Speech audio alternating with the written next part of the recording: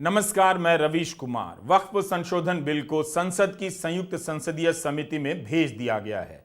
याद कीजिए, जब हिंडनबर्ग की रिपोर्ट आई थी और उसके बाद अदानी समूह को लेकर मीडिया में कई पर्दाफाशी रिपोर्ट आई, तब विपक्ष ने इस मामले की जांच संयुक्त संसदीय समिति से कराने की पुरजोर मांग की, धरना प्रदर्शन दिया, मगर सरकार ने इनकार कर दिया, मांग नहीं मानी।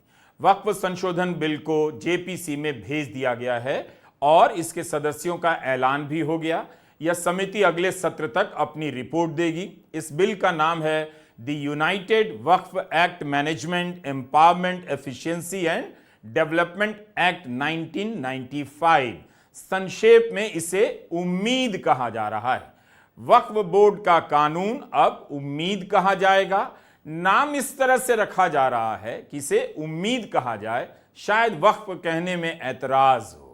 वक्फ बिल एक बहुत व्यापक मुद्दा है, एक एपिसोड में करना मेरे लिए तो संभव नहीं है, लेकिन लोकसभा में उठाए गए सवालों से कुछ बातों पर बातचीत हो सकती है। हम इस वीडियो में इस पर भी बात करेंगे कि कितनी बार मंत्री जी ने सच्चर कमेटी का नाम लिया, जस्टिस राजेंद्र सच्चर कमेटी की रिपोर्ट का हवाला देकर वक्फ बिल का औचित्य ठहराते रहे। आपको याद है कि पिछले 10 साल में मोदी सरकार ने सच्चर कमेटी की रिपोर्ट का इतने सम्मान से कब नाम लिया, उसके कितने सुझावों पर अमल किया है। High level committee under justice Rajendra Sachar, ये सर 9 मार्च 2005 में गठन किया गया था। यूपीए का सरकार आ चुके थे और ये स्पेसिफिक मुसलमानों के लिए, उनके वेलफेयर के लिए ये गठन हुआ। और सच्चर कमेटी का जो रिपोर्ट है ये हम सब मालूम है। मैं सिर्फ रेलेवेंट पोर्शन आज इस सदन में बताना चाहता हूं। सच्चर कमेटी का जो पहला रिकमेंडेशन है, इसमें कहा गया है एनुअल इनकम जितना वक्फ बोर्ड का प्रॉपर्टीज है 4.9 लाख रजिस्टर्ड वक्फ प्रॉपर्टीज, ये सिर्फ 163 करोड़ ही आमदनी जनरेट होता है। ये किसी भी रूप से जस्टिफाई नहीं किया जा सकता है और इसको एफिशिएंट तरीके से, मार्केट तरीके से, जिस तरीके से मैनेज होना चाहिए सारा वक्फ प्रॉपर्टी को, अगर सही माने में उस समय उन्होंने कहा, उस सच्चर कमेटी ने, तो उस समय 12,000 करोड़ रुपया पर एनम मिलता है और उस समय जनरेट हो रहा था 162 करोड़। लेकिन मैं साथ साथ ये भी कहना चाहता हूं, क्योंकि वो कमेटी की रिपोर्ट है और मैं माइनॉरिटी अफेयर्स का मंत्री होने के नाते जो हम लोगों ने स्टडी किया है, टोटल 8,72,320 वक्फ प्रॉपर्टीज हमारा जो वामसी जो पोर्टल है उससे पूरा डिटरमिन नहीं किया जा सकता है, लेकिन उसका मार्केट वैल्यू सच्चर कमेटी ने जो कहा है उससे कई गुना अधिक होने का संभावना है। ये एक आम अंडरस्टैंडिंग की बात है। सबको मालूम है वक्फ के पास कितना प्रॉपर्टी है, वक्फ बोर्ड के पास, और कितना आमदनी है। किरण रिजिजू ने सच्चर कमेटी की रिपोर्ट का हवाला दिया। यह बात बिल्कुल ठीक है कि सच्चर कमेटी ने कहा कि 4.9 लाख पंजीकृत संपत्तियां हैं, उनसे जितनी आमदनी होनी चाहिए उतनी नहीं होती है।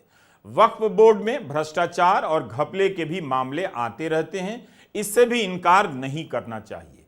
यह ठीक है कि इसके दस्तावेजों का कंप्यूटरीकरण होना चाहिए, संपत्ति का पंजीकरण होना चाहिए, लेकिन जो व्यापक मुद्दा बनता है उसे अनदेखा नहीं कर सकते। वक्फ बोर्ड में घपला है, भ्रष्टाचार है, इसे ठीक करना चाहिए, मगर जो तरीका अपनाया जा रहा है, क्या वो तरीका ठीक है? हम यहां इन्हीं सीमित मुद्दों की बात कर रहे हैं। सरकार ने दलील दी कि वक्फ के पास लाखों एकड़ की जमीन है, तो फिर उसकी आमदनी उतनी क्यों नहीं हो रही है जितनी होनी चाहिए? वक्फ की जमीन पर केवल माफिया का कब्जा नहीं है, सरकारों का भी है। एक सरकार नहीं, कई राज्य सरकारों का। क्या इसके बारे में यह नया कानून कुछ कहता है? केंद्र से लेकर राज्य सरकारों ने वक्फ की जमीन पर अपने दफ्तर तक बना लिए, वक्फ की इजाजत के बिना उसे प्राइवेट पार्टी को लीज पर दिया, कानून में कहा गया है, और इस्लामी कानून भी यही कहता है कि आप जिस जमीन के मालिक नहीं हैं उस जमीन को वक्फ नहीं कर सकते। ऐसे कितने लोगों ने किया होगा? फिर वक्फ की जमीन की मालिक सरकार क्यों बन जाती है या किस कानून के तहत बन जाती है? सच्चर कमेटी की रिपोर्ट का एक हिस्सा हम आपको पढ़कर सुनाना चाहते हैं।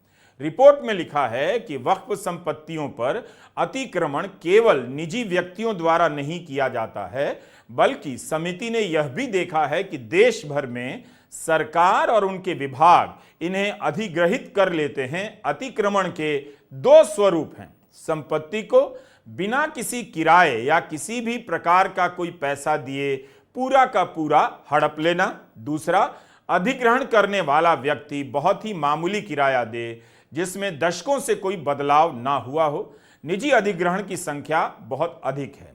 ये देश भर में फैले हैं और कानूनी दांवपेच में उलझे हैं। यह देखा गया है कि प्रादेशिक और सरकारी विभागों के रवैये के कारण उन कल्याणकारी उद्देश्यों का बड़े स्तर पर पतन हो रहा है जिनके लिए वक्फों का निर्माण किया गया था।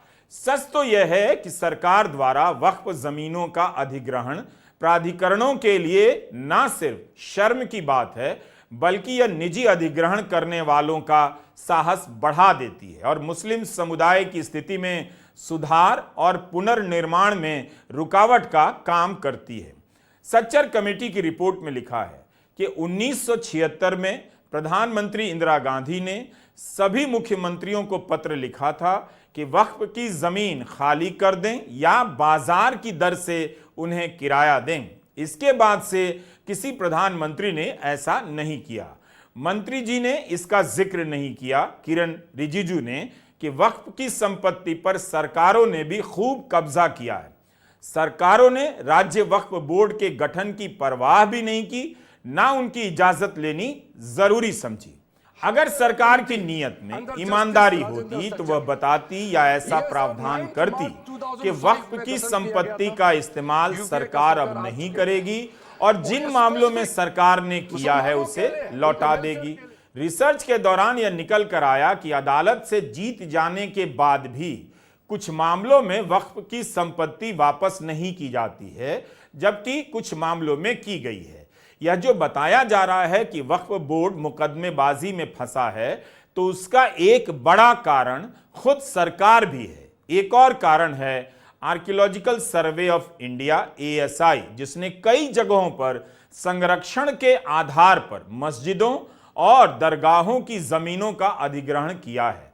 इसे लेकर भी तमाम वक्फ बोर्ड कोर्ट गए हैं और जाहिर है मुकदमों की संख्या इन वजहों से भी ज्यादा होती होगी। सर, टोटल केस ट्राइब्यूनल्स के अंदर में 12,792 केसेस आज वक्फ बोर्ड्स में पेंडिंग है। 19,207 ट्राइब्यूनल्स में पेंडिंग है। क्यों इसको हम लोग डिस्पोज नहीं कर सकते हैं? क्या आप चाहते हैं कि ऐसे ही पड़े रहे? आप सोचिए सर। इसलिए सर टाइमलाइन हमारे लिए बहुत जरूरी है। न्याय मिलना चाहिए, लेकिन समय पे न्याय मिलना चाहिए। क्या मोदी सरकार ने 10 साल में ऐसा कुछ भी किया कि सरकार अपने अधिग्रहण को, अपने कब्जे को वापस ले और वक्फ की जमीन लौटा दे? तो मंत्री किरण रिजिजू जी को बता देना चाहिए। क्या उनकी या उनकी पार्टी की सरकार ने, राज्य सरकार ने वक्फ की कोई जमीन खुद से खाली की है और बाजार दर से किराया देने का फैसला किया है? अब अगर सरकार ही कब्जा करे, अधिग्रहण कर ले, किराया बाजार की दर पर ना दे, तो वक्फ बोर्ड जमीन से हजारों करोड़ की आमदनी कैसे करेगा, जिसका दावा मंत्री जी कर रहे हैं कि सही से अगर इसका प्रबंध किया जाए तो 12,000 करोड़ सालाना कमाई हो सकती है, जिससे गरीब मुसलमानों की आर्थिक मदद की जा सकती है। अव्वल तो सरकार अगर मदद चाहती है करना तो 12,000 करोड़ कोई बड़ी रकम नहीं है, खुद से इंतजाम कर सकती थी। UPA 2 के दौर में अल्पसंख्यक मामलों के मंत्री KR रहमान खान ने एक बिल पेश किया था, एविक्शन ऑफ वक्फ प्रॉपर्टी। यह बिल पेश हुआ मगर पास नहीं हो सका। इसके हिसाब से वक्फ की जायदादों को पब्लिक प्रॉपर्टी घोषित किया जाए, जिसे बिना नोटिस के ही खाली कराई जा सके। वह बिल पास नहीं हुआ तो क्या मोदी सरकार इस बिल को पास कराना चाहेगी, फिर से पुनर्जीवित कर, ताकि जो वक्फ की जमीनों पर सरकार ने कब्जा किया है उसे पब्लिक प्रॉपर्टी घोषित कर सरकार से भी वक्फ बोर्ड वापस ले लें। तो इससे तो बहुत सारी वक्फ प्रॉपर्टी खाली हो जाएंगी। सच्चर कमेटी ने तो यह भी लिखा है कि ऑल इंडिया वक्फ सर्विसेज होनी चाहिए। किरण रिजिजू ने सच्चर कमेटी का कितनी बार हवाला दिया, कम से कम इस पर भी बता देते कि क्या सरकार ऐसा करेगी। तो अपने हिसाब से मंत्री जी सच्चर कमेटी की रिपोर्ट या उदाहरणों का इस्तेमाल कर रहे थे। अब्दुल रहमान की किताब है डिनायल एंड डेप्रिवेशन। इस किताब से हमने कुछ जानकारी ली है जो बताना चाहते हैं। अब्दुल रहमान ने अपनी किताब में हैदराबाद से 2 उदाहरण दिए हैं। एक कांग्रेस की YSR रेड्डी की सरकार के समय का उदाहरण है और दूसरा TDP की चंद्राबाबू नायडू सरकार के समय का उदाहरण है। अब्दुल रहमान ने लिखा है कि 2004 में हैदराबाद के दरगाह हुसैन शाह वली की 1600 एकड़ जमीन कॉरपोरेट और बहुराष्ट्रीय कंपनियों को दे दी गई, वो भी मामूली दरों पर, जबकि इसकी बाजार में कीमत 32,000 करोड़ तक बताई जाती है। वक्फ बोर्ड ने इसे लेकर वक्फ ट्रिब्यूनल में केस किया और ट्रिब्यूनल ने सौदा रद्द कर दिया। तब सरकार और कंपनियां हाई कोर्ट चली गईं। 2012 में हाई कोर्ट ने ट्रिब्यूनल के ऑर्डर को सही माना। फिर यह मामला सुप्रीम कोर्ट गया और हाई कोर्ट के आदेश पर रोक लग गई। इस मामले में अंतिम फैसला आया या नहीं, इस केस की लेटेस्ट जानकारी हमारे पास नहीं है। आंध्र प्रदेश में ही चंद्रबाबू नायडू की सरकार ने शमशाबाद में वक्फ की 1100 एकड़ जमीन airport development authority of India को दे दी, नए एयरपोर्ट के निर्माण के लिए। रहमान ने लिखा है कि बिना वक्फ बोर्ड की अनुमति के ही जमीन दे दी गई। वक्फ बोर्ड को उचित मुआवजा भी नहीं मिला। वो पिछली सरकार की बात कर रहे हैं, इस सरकार की नहीं। ऐसे अनेक उदाहरण कई राज्यों से दिए जा सकते हैं। जब यह हाल होगा तब कोई भी वक्फ बोर्ड अपनी जमीन से पैसा कैसे कमाए। इसलिए वक्फ बोर्ड की आमदनी की चिंता सुनने में बहुत अच्छी लगती है, मगर संदेह भी होता है। इसका मतलब यह कतई नहीं कि वक्फ बोर्ड में सब ठीक चल रहा है। वहां भी राजनीति है, घपले हैं, घोटाले हैं। लेकिन इस वक्त जब राजनीति बहुत बारीक तरीके से जमीन के पीछे पीछे चल रही है, कहां कहां जमीन है, इन जमीनों को किस किस को दिया जा सकता है, चहेते लोगों के हाथ में सरकारी जमीनें थमाई जा रही हैं, आप इनकार नहीं कर सकते कि वक्फ की जमीन पर दूसरी तरह से नजर नहीं लगाई जा रही हो। इसलिए यह बड़ा मुद्दा बन गया, क्योंकि नए संशोधन में यह प्रावधान है कि जिस सरकारी संपत्ति को वक्फ घोषित कर दिया गया है, इस एक्ट के बाद उसे वक्फ नहीं माना जाएगा। लेकिन वक्फ की जिस जमीन पर सरकार ने कब्जा कर लिया है उसका क्या होगा। स्क्रॉल की एक रिपोर्ट है, यह न्यूज वेबसाइट है और वहां से मैं उदाहरण देना चाहता हूं। दिल्ली में 123 संपत्तियों पर केंद्र सरकार के साथ वक्फ की संपत्ति को लेकर वक्फ बोर्ड का विवाद है। तो उन संपत्तियों का क्या होगा? क्या केंद्र सरकार खुद से लौटा देगी? इस पर आप स्क्रॉल की रिपोर्ट देखिए। आयुष तिवारी और जफर आफाक की इस रिपोर्ट में लिखा है कि संशोधन विधेयक में जिला कलेक्टर कार्यालय के माध्यम से वक्फ बोर्ड पर सरकार का अधिकार बढ़ाने का प्रस्ताव है। उदाहरण के लिए, कलेक्टर को सरकार और वक्फ बोर्ड के बीच किसी भी विवाद में रेफरी की भूमिका दी गई है। अगर सरकार को संदेह है कि फला फला वक्फ संपत्ति सरकार की है, तो जिला कलेक्टर मामले की जांच करेगा और राज्य सरकार को रिपोर्ट देगा। कलेक्टर की जांच के दौरान विवादित संपत्ति को वक्फ संपत्ति नहीं मानी जाएगी। अगर जांच में यह पाया जाता है कि संपत्ति वास्तव में सरकार की है, तो कलेक्टर राजस्व रिकॉर्ड में मालिक का नाम बदल देगा और वक्फ बोर्ड अपने रिकॉर्ड में सुधार करेगा। स्क्रॉल से बात करते हुए दिल्ली वक्फ बोर्ड के पूर्व वकील वजीज शफीक ने कहा है कि उन्हें डर है इस प्रावधान का दुरुपयोग करके मुस्लिम संपत्ति और धार्मिक स्थलों पर कब्जा किया जा सकता है। उदाहरण के लिए, शफीक ने केंद्र और दिल्ली वक्फ बोर्ड के बीच 123 संपत्तियों को लेकर विवाद का जिक्र किया, जिसमें मस्जिद, दरगाहें, कब्रिस्तान शामिल हैं। फिलहाल इस केस में दिल्ली हाई कोर्ट में सुनवाई चल रही है। शफीक का मानना है कि संशोधन से उन संपत्तियों को ले लिया जाएगा। सच्चर रिपोर्ट में तो यह बात लिखी है कि सरकारों ने भी अतिक्रमण किया है, अधिग्रहण किया है, कब्जा किया है, लेकिन यहां बताया जा रहा है कि वक्फ ने सरकारी जमीन को वक्फ घोषित कर दिया। ऐसे कितने उदाहरण होंगे? क्या इतने हैं कि इस आधार पर एक्ट लाया जा रहा है? रिजिजू अपने हिसाब से उदाहरण चुनकर लाए थे सच्चर कमेटी की रिपोर्ट से, लेकिन वक्फ की जमीन पर जिस तरह के कब्जे हुए हैं सरकारी, उसका भी ब्यौरा उन्हें देना चाहिए, बताना चाहिए कि सरकार कैसे अपना दावा छोड़ने जा रही है। ये बिल जो इंट्रोड्यूस हो रहा है, ये अध्यक्ष महोदय बहुत सोची समझी राजनीति के तहत हो रहा है।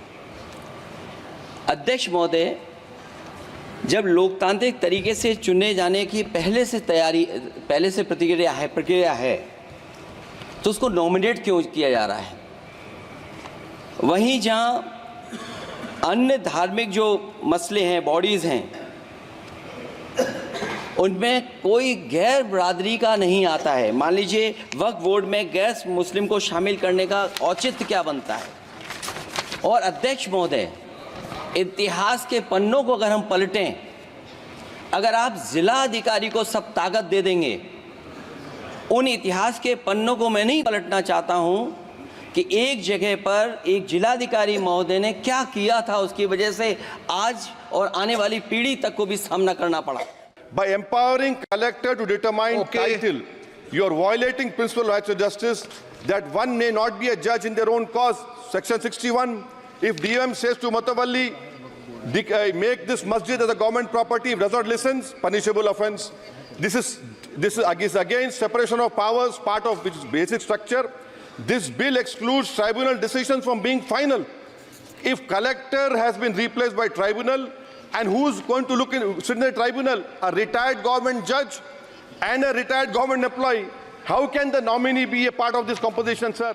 अगर सरकार वाकई वक्फ की जमीन को लेकर चिंतित है, उसका प्रबंधन बेहतर करना चाहती है, तो उसे सबसे पहले अपनी तरफ से अतिक्रमण, अधिग्रहण या कब्जा छोड़ देना होगा। आदर्श उदाहरण पेश करना चाहिए। एक सवाल उठ रहा है कि वक्फ बोर्ड में गैर मुसलमानों को शामिल करना धार्मिक स्वतंत्रता में हस्तक्षेप है। कहा जा रहा है कि यह मामला धार्मिक है और इसका संबंध मुसलमानों की संपत्ति से है, इसलिए इसका प्रबंधन मुसलमानों को करना चाहिए। ट्रिब्यूनल का प्रावधान है, लेकिन मंत्री कहते हैं इसके फैसले को अदालत में चुनौती दी जाएगी। अभी भी दी जाती है, जैसा कि हमने उदाहरण बताया। हाई कोर्ट में मामला चल रहा है और सुप्रीम कोर्ट में मामला गया था। हम ट्राइब्यूनल को खत्म नहीं कर रहे हैं। पहले ट्राइब्यूनल में 3 मेंबर होते थे, अब हम प्रावधान रख रहे हैं कि इसमें एक जुडिशियल और एक टेक्निकल मेंबर होगा। और अगर वो समझ में नहीं आया, मैं अभी सर उसमें हमने ये कहा है कि जो टेक्निकल मेंबर है, अगर वो एब्सेंट होता है तो एक जुडिशियल, सर इनको मालूम नहीं है इस देश में जितना भी ट्राइब्यूनल बनाते हैं, कमीशन बनाते हैं, वो रिटायर्ड जज ही बनाया जाता है। जितना ट्राइब्यूनल में उसमें टेक्निकल मेंबर जो होते हैं वो अधिकारी को बनाया जाता है, लेकिन जो जुडिशियल मेंबर होता है वो रिटायर्ड जज ही होते हैं। इतना तो समझना चाहिए, 5 बार MP हो चुके हैं। सर हम लोग साथ आए लोकसभा में, इतना तो जानना चाहिए। हम लोग एक समय चुन के आए, एक समय हम लोग एक साथ में आए थे, अभी तो इसको ये मालूम नहीं है। ट्रिब्यूनल और कलेक्टर को शामिल करने को लेकर कई विपक्षी सांसदों ने सवाल उठाए हैं। सरकार क्यों चाहती है कि ट्रिब्यूनल का फैसला अंतिम ना हो? यह ठीक है कि ट्रिब्यूनल को फैसला तय समय के भीतर देना चाहिए, लेकिन बताइए, जब सरकार कोर्ट के सामने यह नहीं बता सकती है कि उसकी एजेंसी किसी मामले में, जैसे मनीष सिसोदिया के मामले में, ट्रायल कब शुरू करेगी और ये ट्रायल कब खत्म होगा, तो ट्रिब्यूनल से उम्मीद किया जा रहा है कि 90 दिनों में फैसला देना होगा। और वक्फ बोर्ड की शक्तियों को आप खत्म कर करके डीएम राज ला करके उन तमाम प्रॉपर्टीज के ऊपर लगभग 8 लाख एकड़ प्रॉपर्टी पूरे देश देश के अंदर वक्फ बोर्ड के पास है, आप वक्फ बोर्ड की प्रॉपर्टियों को खुर्द-बुर्द कराने की जो साजिश लोग कर रहे हैं, उन साजिशों को बल देने का काम कर रहे हैं। साथ मैं आप माननीय अध्यक्ष जी आपसे कहना चाहता हूं कि आर्टिकल धारा 9 के तहत ये जो CWC संरचना में बदलाव किया गया है, मैं मान्यवर बताना चाहता हूं कि बंदोबस्ती प्रबंधन के अंदर जब दूसरे धर्म का व्यक्ति शामिल नहीं किया जा सकता तो वक्फ बोर्ड के अंदर ये शर्त क्यों लगाने का काम किया जा रहा है? और आप अगर शर्त भी लगा रहे हैं तो मैं आपसे एक बात पूछना चाहता हूं कि जो कब्जे पर प्रॉपर्टी के ऊपर पूरे देश के अंदर वक्फ की प्रॉपर्टी के ऊपर कब्जे हुए हैं, उन कब्जों को कब्जा मुक्त करा करके अगर कानून लाते के उनको कब्जा मुक्त करा के वहां पर हम लोग शिक्षण संस्थाएं चलाएंगे। ये सीधा सीधा ये कानून धर्म से और आस्था से जुड़ा हुआ है और इसलिए इसको लेकर जल्दबाजी नहीं करनी चाहिए। वक्फ वो इस्लाम के लोग जो उसको मानते हैं, जिनके दिल में करुणा है, जो समाज के प्रति कर्तव्यबद्ध है, वो इस रास्ते को अपनाते हैं और इसीलिए उनके प्रति हमें संवेदनशील होनी चाहिए। यहाँ पर अपनी ताकत का अहंकार नहीं आजमाना है। हमें हर धर्म में ये प्रावधान है, चाहे हिंदू हो, सिख हो, जैन हो, बौद्ध हो और चाहे ईसाई हो, हर धर्म में ये प्रावधान है कि समाज के प्रति जो लोग कर्तव्यबद्ध है वो दान करना चाहते हैं। इस दान के भावना को समझे, इस दान के भावना को राजनीतिक रूप से ये सरकार को नहीं देखना चाहिए। महिलाओं को सदस्य बनाने की बात पर अब आते हैं। क्या अभी के कानून के हिसाब से महिलाएं सदस्य नहीं बनाई जा सकती हैं? जानकार कहते हैं मौजूदा कानून के हिसाब से भी महिलाएं शामिल हो सकती हैं। महिलाएं धार्मिक ट्रस्ट या बोर्ड में होनी भी चाहिए, लेकिन कहीं ऐसा तो नहीं कि प्रतिनिधित्व का नाम लेकर इस बिल के पीछे के मकसद को ढका जा रहा है। इसमें हमने जो ब्रॉड बेस किया है, किसी का हक छीनना तो बात छोड़ दीजिए, जिनको हक नहीं मिला है उनको हक देने के लिए ये बिल लाया गया है। इसमें महिलाओं के लिए, बच्चों के लिए और मुसलमान समाज में जो पिछड़े हैं, जिसको आज तक कभी मौका नहीं मिला, जिसको दबा के रखा हुआ है, उनको जगह देने के लिए ये बिल लाया गया है। अगर बीजेपी के लिए अन्य समाजों के प्रतिनिधित्व का सवाल बड़ा है तो उसे इसकी गिनती करनी चाहिए कि विधायिका से लेकर नगर पालिका में मुसलमानों की विभिन्न जातियों का कितना प्रतिनिधित्व है। मुस्लिम महिलाओं की भी गिनती कर लेनी चाहिए। बीजेपी ने खुद महिला आरक्षण में दलित पिछड़ों को आरक्षण नहीं दिया, लेकिन वक्फ बोर्ड में मुस्लिम महिलाओं को प्रतिनिधित्व देने की बात कर रही है। उसे बताकर प्रगतिशील दिखना चाहती है। उसे तुरंत बीजेपी को राम जन्मभूमि तीर्थ क्षेत्र ट्रस्ट में महिलाओं को भी सदस्य बनाकर सुंदर उदाहरण पेश करना चाहिए। यह उदाहरण इसलिए दे रहा हूं ताकि आप ठीक से समझ सकें कि जब सबरीमला में महिलाओं के प्रवेश का मुद्दा उठा, सुप्रीम कोर्ट ने इजाजत दी, तब बीजेपी ने पुरजोर विरोध किया। इसी आधार पर किया कि परंपरा और आस्था का सवाल है, जो चला आ रहा है वो नहीं बदलेगा।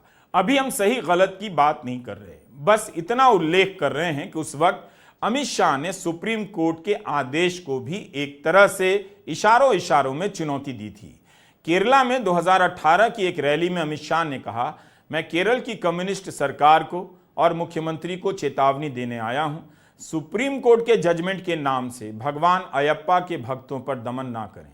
मैं कई ऐसे जजमेंट कोट कर सकता हूं जिसका अमल ही नहीं हुआ। मित्रों, मैं केरल की कम्युनिस्ट सरकार को और उसके मुख्यमंत्री को चेतावनी देने आया हूं। सुप्रीम कोर्ट के जजमेंट के नाम से भगवान अयप्पा के भक्तों पर दमन न करे। मैं कई ऐसे जजमेंट कोट कर सकता हूं जिसका अमल ही नहीं हो पाया। जलीकट्टू का जजमेंट जिसका अमल नहीं हो पाया, मस्जिदों पर अजान माइक से न बजाने का जजमेंट जिसका अमल नहीं हो पाया, दही हांडी पे हाइट रिस्ट्रिक्ट करने का जजमेंट जिसका अमल नहीं हो पाया, बनारस के अंदर शिया सुन्नी कब्रिस्तान का विवाद जिसका अमल नहीं हो पाया, भगवान पद्मनाभ स्वामी के 7वें भंडार को खोलने का जजमेंट जिसका अमल नहीं हो पाया। केरल सरकार सुप्रीम कोर्ट के जजमेंट की आड़ में भगवान अयप्पा के भक्तों पर अत्याचार बंद करे। धार्मिक स्वतंत्रता में हस्तक्षेप का मामला बड़ा हो रहा है। वक्फ संशोधन बिल को लेकर तरह तरह से आरोप लग रहे हैं कि ये धार्मिक स्वतंत्रता के मामले में हस्तक्षेप है। सरकार इससे इनकार करती है, लेकिन क्या वक्फ बोर्ड की तरह सरकार मंदिर ट्रस्ट में गैर हिंदू यानी मुसलमान को सदस्य बनाए जाने के फैसले पर कभी भी राजी हो सकती है? 13 अप्रैल 2024 की इंडियन एक्सप्रेस की रिपोर्ट देख रहा था। लिखा है, वाराणसी पुलिस ने ट्रायल बेसिस पर काशी विश्वनाथ मंदिर के सभी द्वारों पर तैनात पुलिस कर्मियों को अपनी खाकी वर्दी की जगह धोती कुर्ता और माथे पर तिलक लगाने के निर्देश दिए।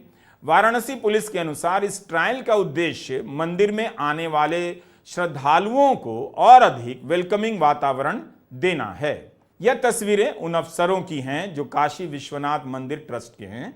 हमने ट्रस्ट की वेबसाइट से ली है। 15 सदस्य हैं, जिनमें 2 IAS अधिकारी हैं और 1 PCS। कौशल राज शर्मा वाराणसी मंडल के आयुक्त हैं। S राजलिंगम जिलाधिकारी वाराणसी हैं और विश्वभूषण PCS हैं, मुख्य कार्यपालक अधिकारी हैं श्री काशी विश्वनाथ मंदिर न्यास वाराणसी के। सब हिंदू हैं और नाम से ज्यादातर एक ही जाति के लगते हैं। हर एक सदस्य का हिंदू होना आवश्यक है। अक्सर मांग होती है कि एक ही जाति के सदस्य क्यों होते हैं, इनमें पिछड़ी और अनुसूचित जाति के भी होने चाहिए। जब यही करना संभव नहीं हो पा रहा है या बड़ा काम हो जा रहा है, इन्हीं उदाहरणों को देकर वक्फ बोर्ड में गैर मुस्लिम सदस्यों को डालने का विरोध किया जा रहा है। कोई कानून ऐसा नहीं होता जिसमें 2-4 अच्छी बातें नहीं होती। हर कानून में होती हैं, इसमें भी होंगी और हैं। जो भी है वो सच्चर कमेटी ने पहले भी सुझाई है। सच्चर कमेटी का ही सुझाव था कि सरकार कुछ वक्फ जमीनों को कमर्शियल रूप से विकसित करे जिससे उसे आमदनी हो। मनमोहन सिंह सरकार ने इस सुझाव को मानते हुए जनवरी 2014 में NAWADCO नवाडको यानी नेशनल वक्फ डेवलपमेंट कॉरपोरेशन का उद्घाटन किया, गठन किया। 500 करोड़ रुपए की अधिकृत शेयर पूंजी दी गई। इस कंपनी का उद्देश्य था स्कूल, कॉलेज, अस्पताल जैसी सुविधाएं स्थापित करने के लिए वित्तीय संसाधन जुटाने में सहायता करना। अंत में इसका क्या हुआ, मुझे इसके बारे में नई जानकारी नहीं है, लेकिन अल्पसंख्यक मामलों के मंत्री किरण रिजिजू को बताना चाहिए कि उनकी सरकार के 10 साल में इस दिशा में नवाडको के मामले में क्या प्रगति हुई है। यह मामला बहुत व्यापक है और मेरी जानकारी और समझ सीमित है। अगले किसी वीडियो में बाकी कमी पूरी कर दी जाएगी। नमस्कार, मैं रवीश कुमार।